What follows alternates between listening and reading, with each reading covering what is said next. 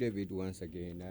It's a beautiful opportunity for Menchia at this point, over 50 years, and during the time of Otumfuo Osei to receive this artifact.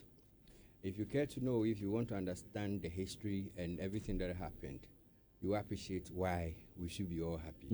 I mean, of course, the buzz about it is about why are you giving us something that belonged to us on loan? That was, Yes, like indeed. When I heard it and I read it, Leo would attest to the fact that I was like, hey, now they bring out into I also the loan here for some time. Give it back to us. Very well. Permanently. So, if you go back to history, before even the war, during the time of Otumfuo Osei Bonsu, there was a writer and a negotiator, Bordick, who had come to Ghana to negotiate a pathway, a route of trade for good.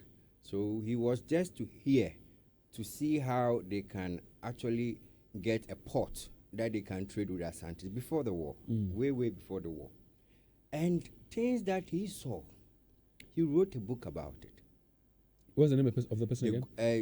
Bordick.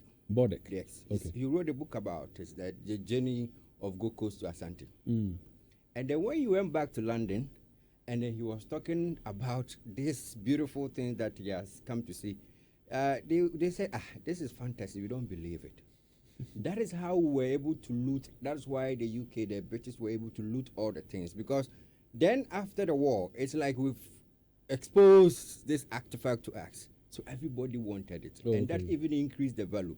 And that's after the war, it also increased the value of the book that he published. So there were a lot of sales. It was a bestseller back then. Yeah. Back then. Which year are we talking about? He came 1817. 1817. And he wrote the book on 1819. Okay. And then the war, so about half a century before the war. So you can see.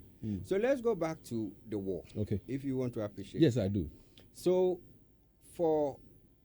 during the 1874, that was during the time of Otumfuo Kofi Kakari. That time, the predecessor was Kokudia the First, the uncle. He was averse to war because if you read the history, the time that he was the king, he had managed to maintain peace. And when there's peace, there's economic development. And so there were a lot of money, trade, wealth, accumulation of wealth. So he was, no, I'm okay. So he actually didn't fight at all. And with history, Asante and the British themselves, they were engaged in several fights. Some we win, some they will also win. But the Sagranti War was magnificent. So during the Kofi Kakari time, then some constituencies, Asante, we have different constituencies. Some constituencies are interested in war because they believe the glory is because of our war. And so they were, trying to convince Kofi Kakari to attempt some wars. And so he also, being convinced at a point in time, decided to also try a few things. So Akwamu, we have a relationship with Akwamu. And during time, there was what we call crappy campaign that trying to create dominance of Akwamu over the Volta. So then Otumfuo Kofi Kakari sent a delegation called, the head was a family. There's a type of family called Jaswahene. So Jaswahene called Edubofo. He went to do the assignment of Otumfuo for Kofi Kakari. But then, he also wanted to, show some dominance. So when he was coming, he took about 4 captive war prisoners and brought them here. So that actually angered, the British, because they were only taking... Was that the British war prisoners they brought? Of course, yes, I understand some white people. 4 white. Who were missionaries. So, yes, Ramza family, the Basel family, and then one Bonnac also from France, and another person. So he just took them. You get it. And, of course, looking at the colonial time, they were only looking up for opportunity. And also remember, there was a McLean Treaty trying to show to, Asante that the pra, stay off the pra, because the pra doesn't belong to you. So it was, you see, we were independent. We were sort of independent. And 1844, born of 1844, there was just giving the Code Coast was giving the British the opportunity to protect them. They didn't need any protection. We have money, we have people to support us. So they were all looking for just any opportunity. So that was, let's say, so if you read history, you talk about the causes of the war being internal and external. Internal means that you don't want to go to war further, and so you are not even in preparation. You are not prepared for anything. And then external, people want to trade with you. People want to take opportunity. And if you read history, when the British actually had this protectorate and trying to show that, we protect you, the weak one. So apart from Asante, any other person was actually deemed as a weak. And so if you have, and that time, they also have sophisticated weapons. The same time that was the Industrial Revolution, we don't have those things. So I remember they say there was a man called Gani. And there was a rule that if you found gold, it belonged to Asante mine or the Otumfuo, so you bring it back. Gani now found gold because of the British. They didn't want to send it to Menchia, because even if you send after me, I will seek refuge with these people. You understand? So these are all few things that came up just to actually trigger the war. So if you check 1873, from 1872, they had decided to invade Asante. War should be preparation between you and me, so that I know we are going. But they decided. So if you read history, the understanding of the war, the cause of the war, was something that Menchia, Otumfuo, Asante couldn't fathom. Because we don't get it. We are just there. They had planned to invade. And this is how they wanted to do it. So Sagranti actually came ahead of the war. He came in 1972. And he came to fortify the route from Cape Coast. 1972?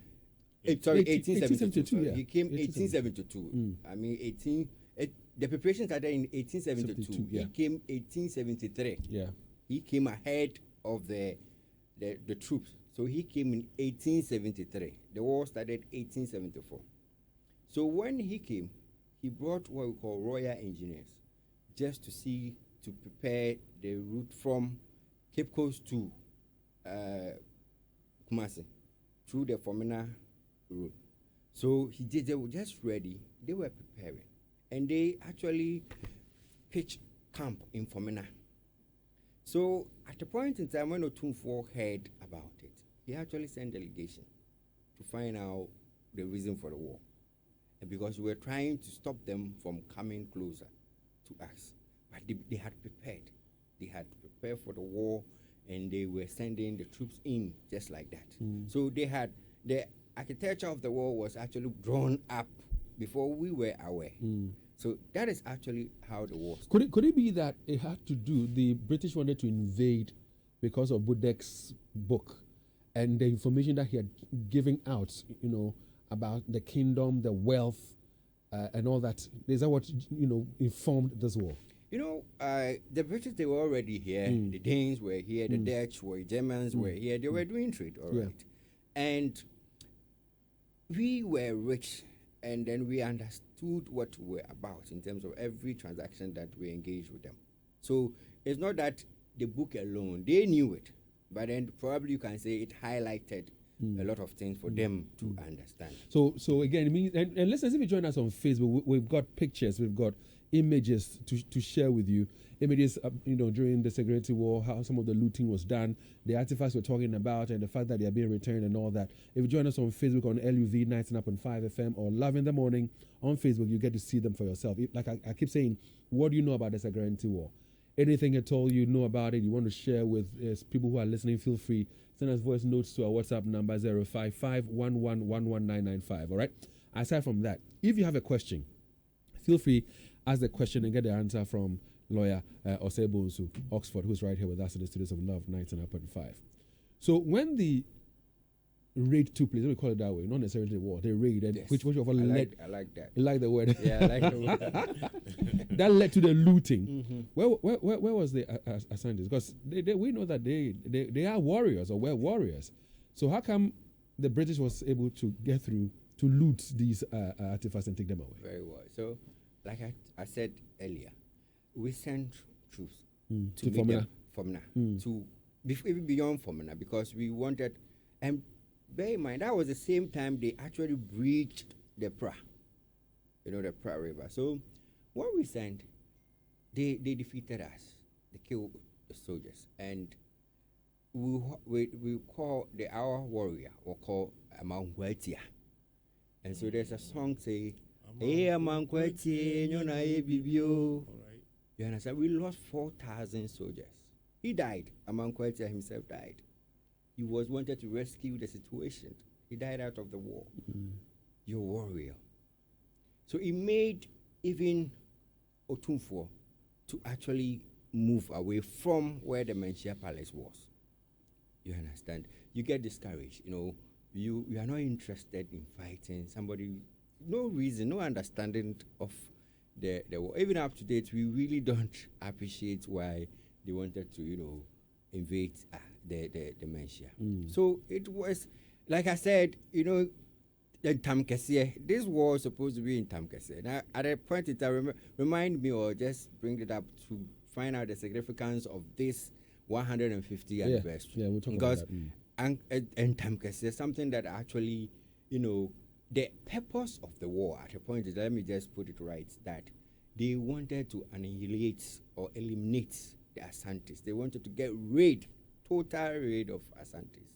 They shouldn't be existent. And remember, we also, because of different wars that we fought, we had a lot of territories, Dentra and all those places. And the outcome of the war, we were forced to sign a treaty that says that you have to, surrender all the territories that you have under you, that made you popular or made you Strong. strong. You understand? So it's painful, and it's not like we didn't want to fight. And then, like I said, it was the time of Industrial Revolution. They had communication. They could communicate from UK. We could. You couldn't do much. We couldn't do much. All right, so let me veer